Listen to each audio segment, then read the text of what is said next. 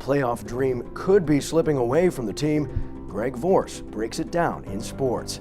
And as the biggest shopping season of the year winds down, we check how business has been for some of the small shops around town. Plus, with thousands driving to and from holiday parties, New York State Police work to keep drunk drivers off the road. Spectrum News starts now.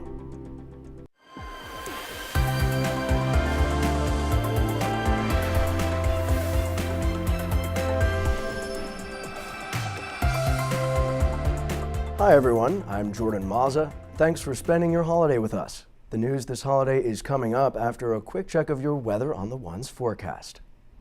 Time for a quick check of your Weather on the Ones forecast. I'm Spectrum News meteorologist Carson Metcalf. Your forecast as we continue through tonight from Buffalo up toward Niagara Falls. Bills fans hoping for a Christmas miracle were sorely disappointed after today's loss to the New England Patriots.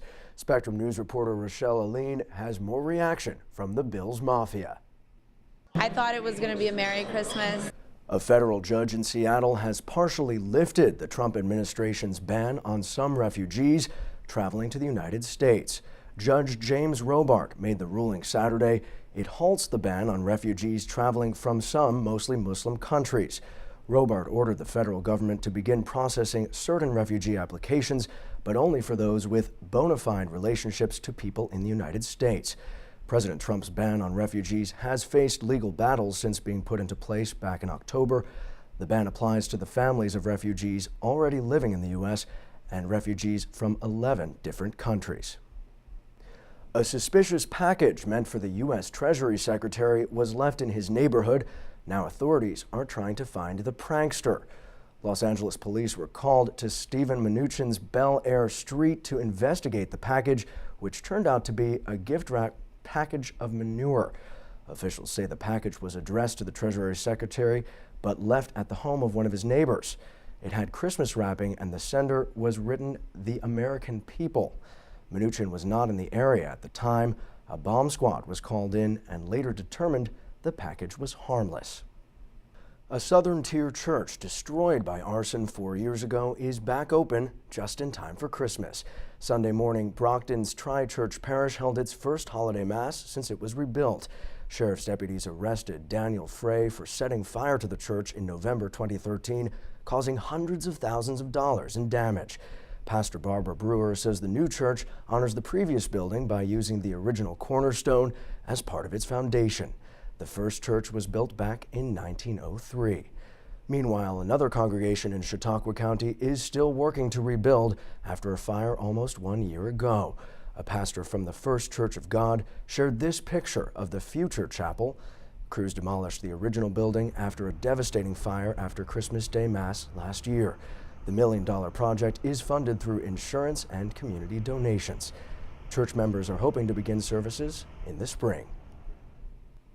A Chautauqua County man is facing multiple charges as he's accused of holding a woman and 2 children at gunpoint. 33-year-old Richard Sendall was arrested at a home on Wilson Street in Gary Saturday morning. State police say they initially received a call about a violent domestic incident. When they arrived, troopers say Sendall was holding the woman and children against their will inside the house. He later surrendered peacefully. Investigators did find loaded weapons in the house. While he was being processed, he claimed he was having medical issues and was taken to a hospital in Jamestown.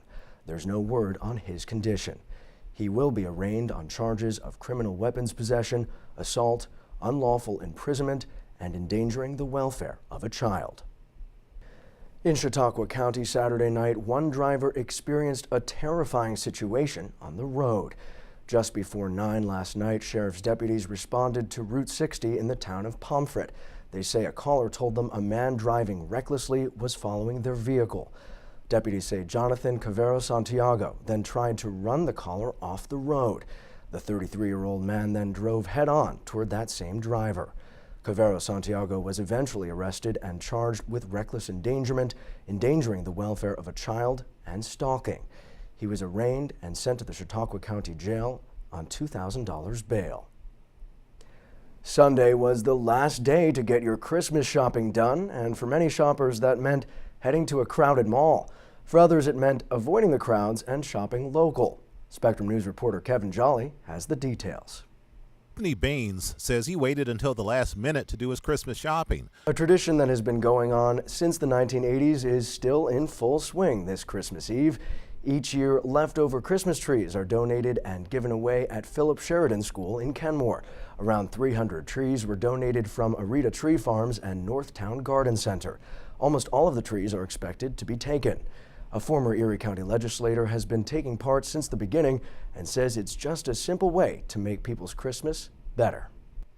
The Buffalo Dream Center and Hearts for the Homeless teamed up to help 2,500 people this Christmas. For Christmas Eve, the Dream Center fed the homeless and families in need of a hearty meal. Hundreds of people showed up to receive a warm lasagna dinner. There was live music, entertainment, and an opportunity for prayer.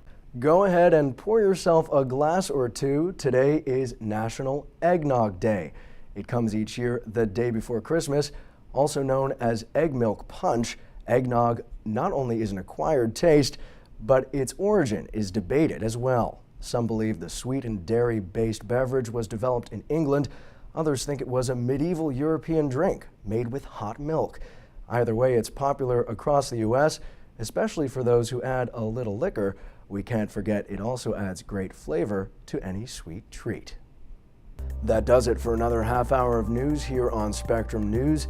Thanks again for spending your holiday with us. We'll be back after the break with your top stories and another check of the forecast.